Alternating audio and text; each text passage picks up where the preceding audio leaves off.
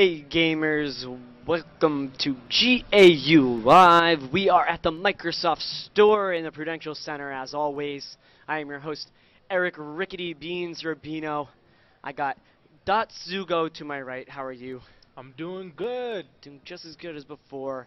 On my far right, we got Drew Frayre. How are you doing over there? Hey guys, I'm doing great. So excited that we're going to be doing a podcast today. You know, this is our first time we're gonna try something new. I think it's gonna work out for the best. We really got some decent topics tonight, but before we get too far into it, we have someone skyping in from the swamps of Dagobah. Alex Young, are you there? Can you hear me? Oh, there's another Skywalker, man, and I'm it. I'm just the fat, slow Skywalker that really just focused on force powers and not on lightsabers. It's okay, we love you anyway. It's like force these Cheetos over here. Well, man, my force is Cheetos. How you get your power. Look at my neck beard. Well, Alex did a great retro feature of the week this week, so make sure you check that out on gamersrus.com. Make sure you follow us on Facebook and like us on Twitter so that you can get all the up-to-minute updates on this stuff and check out his feature of the week. He mentions in it that, you know, the Jedis might be the bad guys in KOTOR 2, and I'm inclined to agree with you, except for the fact that the Sith kind of blew up Alderaan, and that was just rude. Yeah, but here's the thing though, is that the Jedi, they're doing what they're not supposed to do. They're turning away from helping somebody. And there's vanity, there's ego. It's kind of these things that you don't really ever see in many Star Wars games because these people are almost kind of pious in a way. They're almost infallible, you know? At least they don't name their ship the Death Star, though. That's kind of an evil move. It's not. Well, definitely, guys, make sure you check that out on our YouTube site. It'll also be up on our website. But, you know, this discussion is happening for a reason because... What are we talking about today? Well, you know, we're talking early access. We all know about Steam Early Access, but, you know, I'll get into it if you don't. But also, like, NDAs and how they react with it, you know, because... There's a lot of different things. So Steam Early Access, you know, you can buy games that are completed. Sometimes they give you a little blurb, you know, this is not completed, this is what we plan to add, this and that. And like basically, Broken Age, well, it was a Kickstarter, right? Kickstarters have no NDAs. Then Broken Age had this thing where you could get Steam Early Access, but they still were asked their funders to, you know, stay quiet for 2 weeks until it was actually released.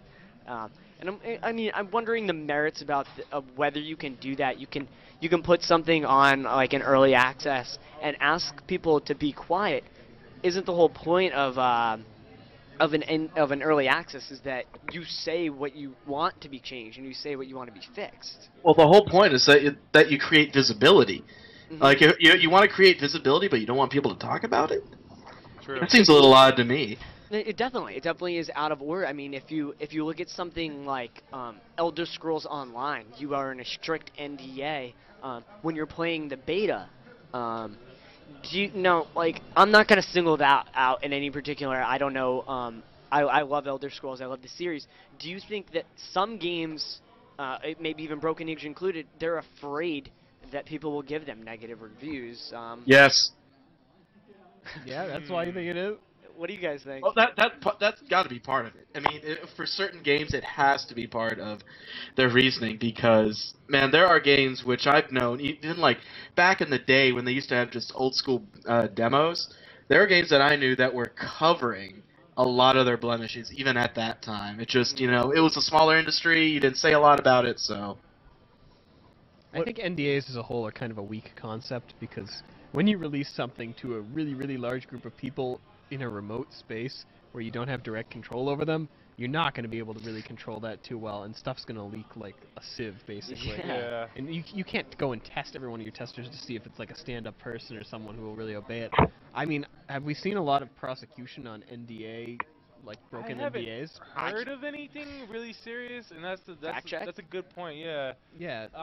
That's a great point because I really haven't heard anybody like other than maybe you get a YouTube copyright strike or something, you get it asked to be removed, Yeah, things like that. you may I mean, get that happens all the removed. time. Yeah, they'll ask you to get it removed, but in terms of taking you to court and prosecuting you, I don't think it's gonna really get to that type of level. Have you seen anything like that, Alex? Well, not really, but that's it. Just may be my experience. I mean, Yeah. I mean, my opinion on this is if you want to put it out to public and you want people to play it and you want people to figure out the bugs, then let people do that and stuff. What I really find more of an issue with in this is like, you know, a lot of early access games don't have an NDA, Yeah. but like, so if it doesn't have an NDA, basically what I'm trying to say is like, the games that have NDAs, people don't talk about it, right? They're not talking about it at all. But what's the difference between a game in beta or Steam Early Access with an NDA and the ones without? You know, the ones without, like DayZ, people will say it's a review. They say Well, I it's think an the vast alpha. majority are open. Yeah, The vast majority have don't have NDAs on them. Exactly, and that's And the they way- actually want you to promote their product. They want you to get it out there. Like the Wasteland 2 devs did their own stream on Twitch Mhm. because they want to get it out. They want people to see their game, right? Yeah, Yeah. so if they want people to see their game, what I see as a problem is I noticed this on Eurogamer, and maybe there's some other sites that are doing it, but they're literally calling them the Wasteland Alpha Review and the DayZ Beta Review and stuff like that. Is review the right term for it? Because I think that's why people have NDAs. Preview would be the better. Right? Yeah, I think preview would be a better word because it's not. It's like if you got a jigsaw puzzle and it's like 25% done, and you're like, I know the whole picture, kinda, Yeah. but not really. So I'm gonna just look at these pieces and tell you what I have. But I mean, for the most part, yeah. I mean, I kind of agree with Alex on that point where they're trying to cover their own arse, but that's why a lot of these guys, I feel like they don't do it for DayZ because they know it's such a buzz and so buzzworthy and people are going to be it was a redditing mod. it. People were already talking Yeah, about it. they were already talking about it. It So, was one of yeah. the top watched things on Twitch TV. Yeah, Oh, of course. It Exactly. benefits hugely from the exposure. Yeah. I think without Twitch TV and without YouTube, DayZ probably would have sold 25% of what it sold. Of course. Well, it also had a very dedicated fan base in the Arma. It's because it was an Arma mod. Like the Arma community is the same community that it used to exist for Operation Flashpoint from Bohemia Interactive, Oh, okay. and like they have a lot of dedicated fans, especially in the mod community. I mean, it was just a matter of time before something golden came out of there. Well, see, I don't see them having a problem with like people streaming all this and that. I see more of the issue with that people are sitting down and calling it a review. Like, it's like Do you think they're breaking their NDA? it's not that they're breaking their NDA. It's that you shouldn't be. This game was put out for people to find the problems with and tell you. I honestly think it's like reviewing a movie before like it was edited. Like it's like watching Wolf of Wall Street in its 4-hour cut before Scorsese was like, no, this is the movie. It's kind of like yeah, you're seeing bits and pieces, but That's true. you know, it's not enough to say it's a review. It's like, yeah, I saw it, or my impressions. I think impressions, that's- preview, Yeah. I just But can't let's get remember over it. one thing: Kingdom of Heaven unedited was way better I mean, than it was edited. I mean, Also an important point. I'm Blade. It is an important point well, because Blade they're Runner- not all editing is good. The Blade Runner director's cut in my opinion, better than the theatrical version, Really? no doubt. What we have to remember too is we are gaming journalists, so we understand the industry, but the early bird gets the worm on a lot of this stuff. And if you're the first person to come out with a review for a game that isn't available to the public, you're going to get so many hits. Exactly. a lot of So eyes. it Exactly. behooves you to fudge the facts a little bit, go in on a True. game that isn't complete, and review it. Yeah, Yeah, they're probably like, I don't know what I'm talking about, really, but yeah. I mean, they go with it, and that's what they need to Never do, I stopped guess. anyone before. Yeah, exactly. Rest True. assured, us gamers or us journalists are nothing but the highest academic integrity. Highest Hey. quality. Hey. Hey, you know we are. Hey, we're not bound to certain other things that we have the privilege almost of our convictions. And that saying, our Halo 6 review comes out next week, so be sure to check that out. Yeah. It's the first one ever, so. No, 5. They went right to 6. I beat Destiny like 3 weeks ago. I don't know about Destiny? you guys. Yeah. It's okay. Man, I beat Half-Life 3. Yeah. Alex, you're gonna get mad PMs, dude. That's Don't even do impossible. that. Don't even- I think. People are gonna come to you for the Half-Life 3 Confirmed, trailer. gamers are us. Yeah. Okay, so here's the other. Hey man, side. come to me for all information. Good. Well, here's the other side of the you know the alpha beta early access kind of thing is it helps games like DayZ, maybe even Rust, you know, where they specifically say don't play this unless you want to actively test. But then when I hear this week that Ghost Recon Online is gonna be in Steam early access, that kind of crap makes me want to But punch it's someone. free. But it is free. That's the distinction. That's the big difference. Is that it's free. So that why? makes a huge. It makes a world of difference. So why? But why can't that? Okay, Uplay doesn't. Think of it as a beta, dude. Think Yeah. of it as like No, that's what I'm like an saying. open beta. Why can't they say it's a beta and release it on its own, like Elder Scrolls Beta? Elder Scrolls isn't on Steam early access. Well, I think it's just the community they're marketing to. So I think it's a means to an end, not necessarily exactly what they're doing. You know. do you think that Ubisoft is going to pull one of these NDA things on this, or do you think they're going to leave it open? As far as I've seen, they don't have an NDA on it. I mean, I don't know. I haven't read that deeply into it, but I certainly haven't seen anything, and nothing screamed itself out to me. I just looked up Ghost Recon Online. I know it's on the Wii U. I don't know. If it's and Microsoft's PC. And PC, but I mean Wii U though. I mean, I don't even know about that. I don't even know if I have to worry about That's Ghost a Recon little Online. strange. That's That's weird. I just found that, and I found that to be a point that That's is I kind don't of even know. ridiculous. This is hard-hitting Yeah. journalism right here. That's Yeah. hard-hitting, Exposing yeah. Ghost Recon. So Yeah, exposing it. So I wanna make a point that, you know, Steam early access. I went through the front page of Steam before I came here, and out of the first 5 games that like I'm clicking through, 3 of them were early access. Now, is that kind of an issue that they're putting them right next to, like, Wasteland 2 is right there, $60. It doesn't say early access on it. It's just right there, and you click it. Now, do you think that some people are buying these games not knowing what you're getting into, and that's why there's kind of this? Whoever has even heard of Wasteland 2, outside of the people that know. No, right? but that would be the point. They say, hey, this game looks cool, buy it, and then you figure out, oh, that was early access. I only have 15 hours of the game. When you click on it, it'll tell you it's early It access. does. They do a pretty does. good job of notifying customers. Yeah, just like DayZ, like There's anything certain- else. There's Yeah. certain, but what's stopping somebody from putting a game there, doing that, $60, and then Wasteland 2 not coming through? You can't return games on Steam. Well, if enough people complain about it, Steam will just take it right down. I mean, they've proven that. In they the can take it past. down, but will you get? They might not. I mean, you'll get. They usually are. I mean, I feel like they're good with refunds. I don't know. That everybody gets a different. Like everybody has Yeah. a different story, especially with I've custom never servers. I've never. Yeah, had everybody has a different like thing. But I mean, I feel like Steam's pretty good to what they say, and if they have a product like, let's say, the whole War Z thing, you know, they were refunding people and taking it, you know, stuff like that. So Mhm. Yeah, they've got a good Yeah, track record. they got a of good track dealing record. with stuff like that. I don't think Yeah. they're out to actively deceive people at this point. I If don't they want to think- do that, they'll do it later when they control the I don't entire think- market. Yeah, I don't after they think- have about like 200 million They'll pull a users. Walmart Well, on I don't think like games like Wasteland 2 will do it, but there's definitely been a handful of games out there that have been horrendous, and you know, probably have True. gone through stuff like that. But Growing pains, teething, man. Yeah. That to me, that's all that it is. You have a Yeah.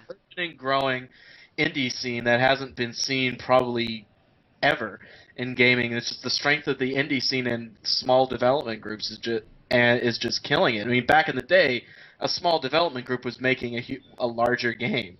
You know, I mean, if you look at Quake and you look at Doom and things like that, the development teams weren't that large, and it's just kind of to me a series of growing pains with how, you know, say a digital distribution network like Steam is going to deal with independent game developers, and how it's it's just a lot of a lot of dynamics right now that haven't been around for very long that need to be worked out. And it's just kind of, if one company can really work out how to get this whole thing working, it's Valve. Because I remember when Steam first came out, it was atrocious. It was awful. It Oh. was the worst. I could not believe I could. Yeah, Steam was terrible when it first came yeah. out. It was terrible, but they made it so much better, and that is how we're supposed to grow, people.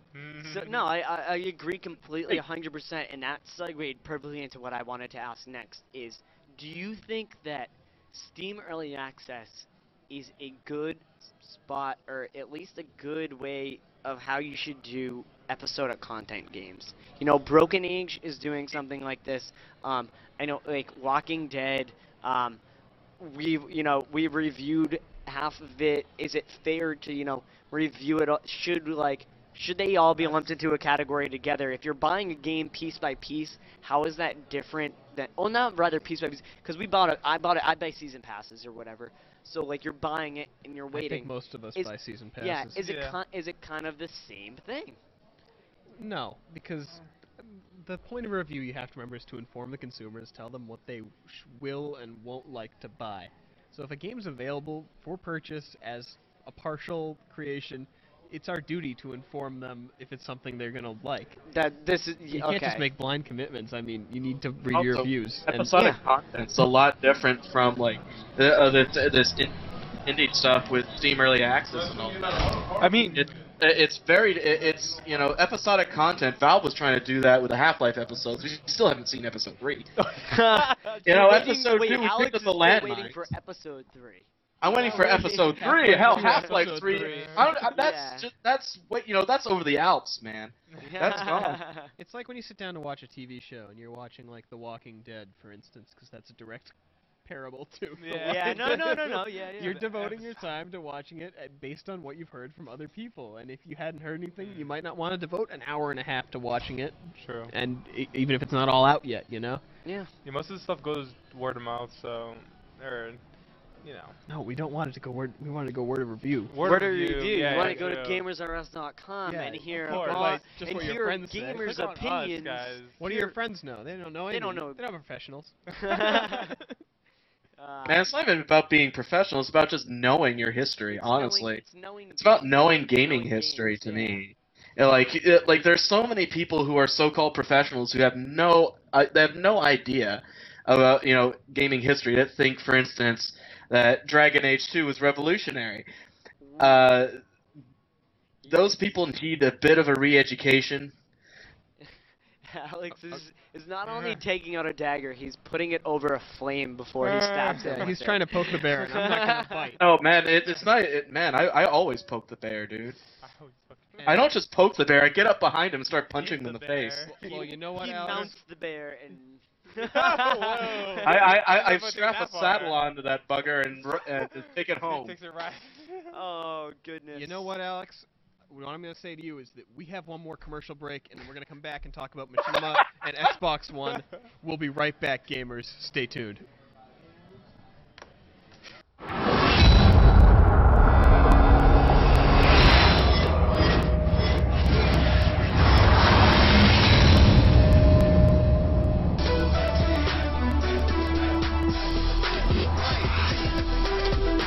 Welcome back, gamers. We are still here at the Microsoft Store in the Prudential Center. We're going for round 2 of our podcast. We got Drew all the way over there. Hey, listeners and viewers. We got sugO right next to me. Hello. And Alex, paging Dr. Alex, are you still there?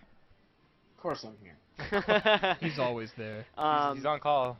He's on call, of course. So what are we talking about today, Eric? Well, I found this on NeoGAF. It's a little interesting, a little disturbing. I just saw Kotaku was reporting it today. Machinima, or other YouTube partners like that, like Clicked Insects, basically if it's a gaming YouTube partner, they're probably involved in this in some way, shape, or form. They're offering, alright, I should probably explain what a YouTube partner is. Yeah. Go for it. Okay. A YouTube basically, there's companies like Machinima and Clicked Insect, and there's all these companies that own like YouTube channels, and they find partners, which are people who make YouTube videos. And these people who make YouTube videos, they find the ones with the most clicks and the most views, and they say, hey, we're gonna team up. If you have a lot of hits, we put it on the front page of our web page. So if you go to Machinima, that's probably the biggest one. And you see stuff like anybody's content can be up there, but also you still get to keep your own channel, and they kind of just run ads and work with you and YouTube, so you have no problems. They pay you, and all is good. So these companies, these partners, are offering their YouTube personalities, if you will, or channels. That's the correct term, channels. They're offering channels up to $3 per 1,000 views if you want to promote the Xbox One. So they're pushing. If you mention Xbox One and you get over 1,000 views, you get $3 for every 1,000 views you get. That's good money. Will that be like for coins YouTube? or Chuck E. Cheese dollars? So, Alex, do you have what I told you about earlier to elaborate on that? Oh, good lord. Yeah. Let me go. I got pull it. I believe I remember. It was in Machinima's contract. They said, yes, I got it. Go for it. I got it. Ars Technica is basically saying, showed a copy of the contract, and basically it says that you may not say anything negative or disparaging about Xbox One in your games. Or its in the games. footage. Yeah. Oh, sorry, or its games in the footage you're doing. Basically, it's you've got to keep your tongue under control. Well, more than under control, it's kind of. We're out of the running, though. So yeah, we should not. We're always good out thing of we the. don't work for Machinima. I don't. Okay. Who'd want to do that? This is straight up not okay. I don't care what you guys have to say. This is not okay. You don't care? No. Not okay. No. What do you guys think? I don't think this is okay at all. I think it's awesome. I mean, this is going to inject sort of profitability into viewership that we've never seen before, this level of sponsorship. And I mean, like, I realize it's kind of bad that Xbox One's putting these restrictions on, but it's opening the gateway for a lot of companies to do similar things, and once more people start vying for position here, we're going to see more competition between them and much better offers for the YouTube partners. I'm going to go the direct out and say this is horrendous because it gets rid of the whole point. Like, the Machinima, it's ruining the point of why would a channel get a partner now? Because you're going to be stuck. You can't do anything. And now I no longer trust. Now I no longer will be able to trust Total Biscuit or trust some of these people because I don't know what it said in their contract. I don't know if they're getting paid $100,000 because they get 1 million views. I don't know. Here's the thing, though, is that it's going to hurt their ability to attract views. To me, because if you can't say some stuff, you can't report on some stuff, and the people who are, they're going to get views that you could otherwise get, that you might otherwise get, and if people if your audience doesn't trust what you're saying, then you're not going to keep a sustained audience. I mean, this is the problem with trying to market as well as perform a kind of a journalistic duty. Marketing because and then it just won't work together, and a lot of the time, remember that whole deal back with the gosh, what was it? It was a Ubisoft game, and there was a bad review on GameSpot, and it was Caden Lynch. That's a perfect example of what bad can happen. Exactly. That comes out of it. Like, you can't let people who have their own kind of purpose, their own kind of their own mission to run to allow to kind of limit your ability to report on something. because this is frankly what's killing old media It is. in and of itself. Alex, that is exactly correct. That is what's killing old media. The fact that Viacom and Disney, ABC, they're like all these. They own everything. They own everything. So they own every source of news. Do you really want your YouTube to now be owned by some are owned by Microsoft, some are owned by Sony, Wasn't some IGN are owned by Rupert Murdoch at one point? IGN. I wouldn't put it past him of owning It was everything. the guy who owns Fox, the guy who presided over that huge hacking controversy in the UK. Mm-hmm. I think it was his son that presided over that. Wow. This is the kind of thing where free market is awesome, but at the same time, you need to control people because people may not be acting in the best interest of the entire group, and this is what is kind of almost borne out in what we've been seeing in the games market. It's almost like a raw. It's like a raw example of what's going on, and almost an extreme example of what. You know what? Not a little I think bit. you guys have changed my mind on this Did one. I? I after what you guys said, it really made me think about it. And what I love about YouTube media is sort of the free nature, people being who they are, and not being politically correct all the time, Exactly. voicing their own opinions, and Yes. not being so controlled. That's why I don't watch TV, because TV, Yeah. everyone's so buttoned I down. mean, if you think about it, like us, They know where their money's coming from. Yeah. And it really Exactly. changes the way a show works out. So Exactly. we've changed one person's mind. I'm tired of watching Bill Maher because every episode, his monologue is half his jokes is ripping on Chris Christie for being fat. I'm so like, Especially this weekend, it was ridiculous. oh yeah, he always does that kind of thing. But these guys, what we have to remember is that the news media is really focused on stereotypes. We have as being looking at it from a gamer's perspective, you can see how easily they just take to stereotypes. Every time there's something antisocial going on, games somehow have to be in the forefront, Exactly. right? Exactly. It's complete. They don't take their time to research. It's just it's easy, and this is what news media has become. It's no longer journalism. It's entertainment. Thank you, Fox News.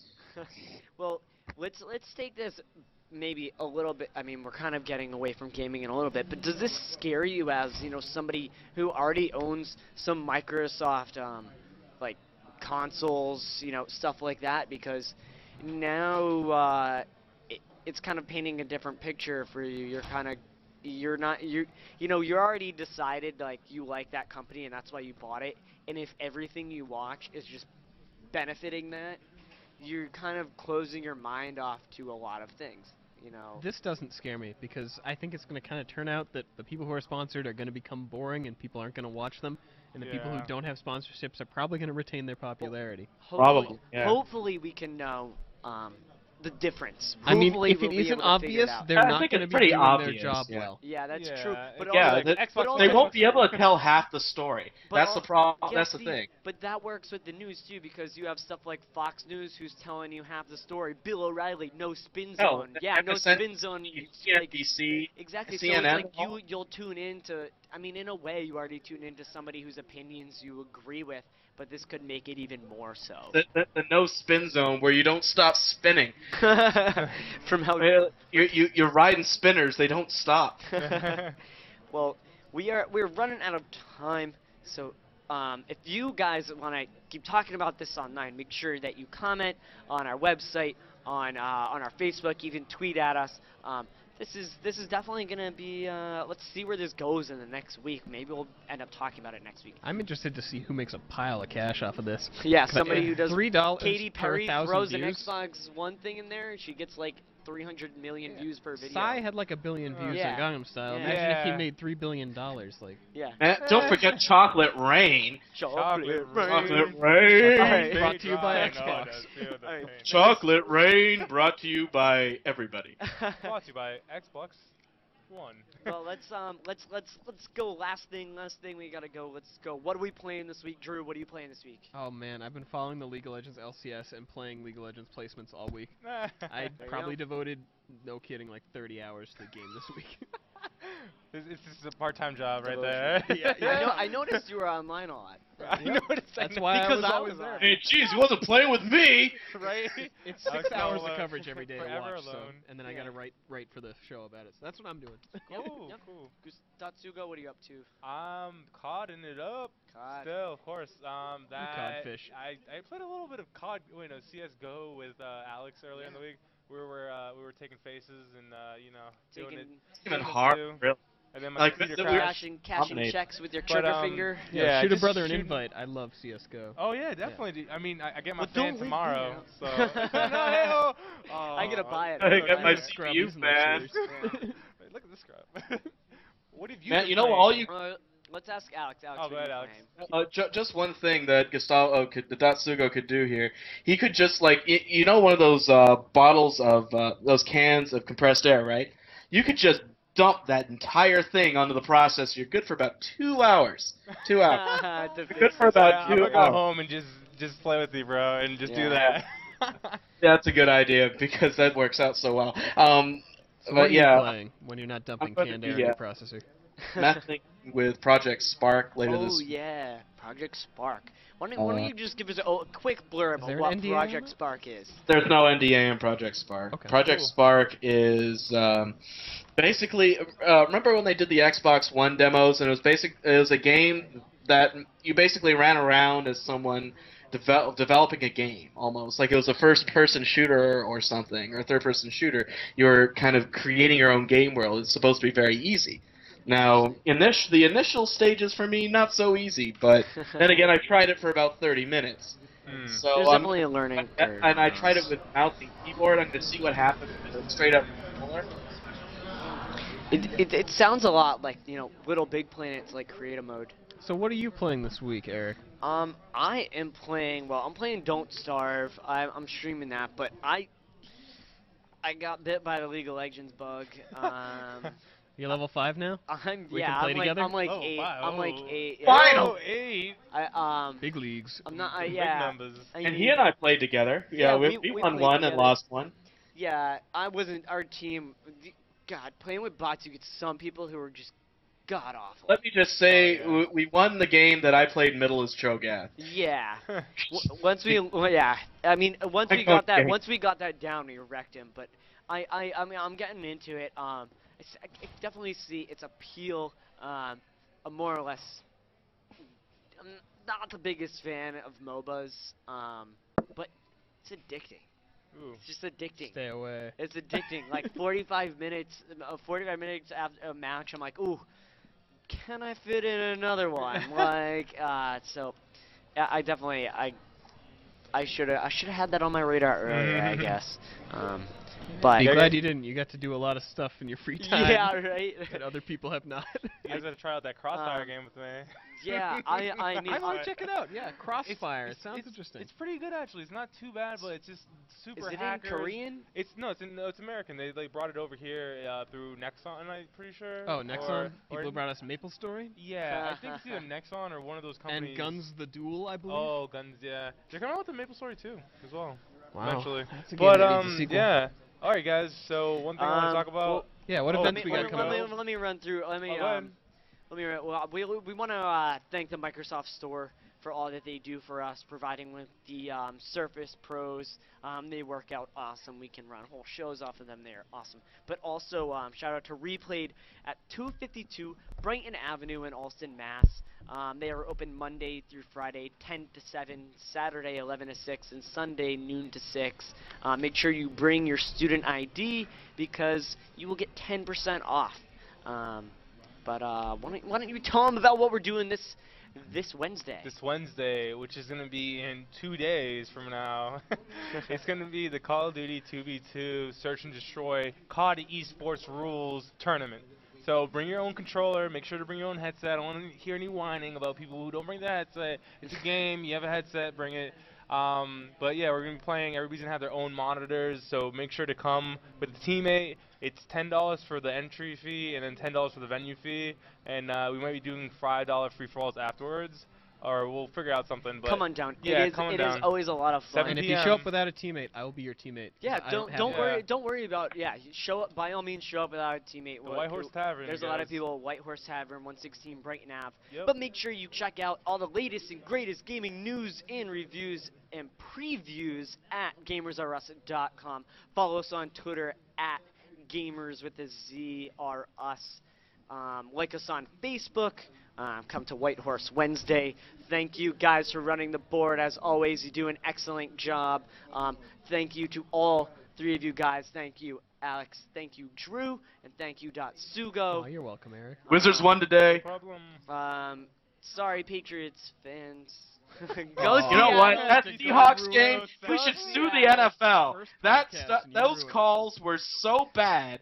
I mean, man, the Super Bowl is a Super Bowl rig. That's all I'm gonna say. Sports section. You can see sports later with Alex. All on right. ESPN. Good night, gamers. Join us Wednesday. We'll see you then.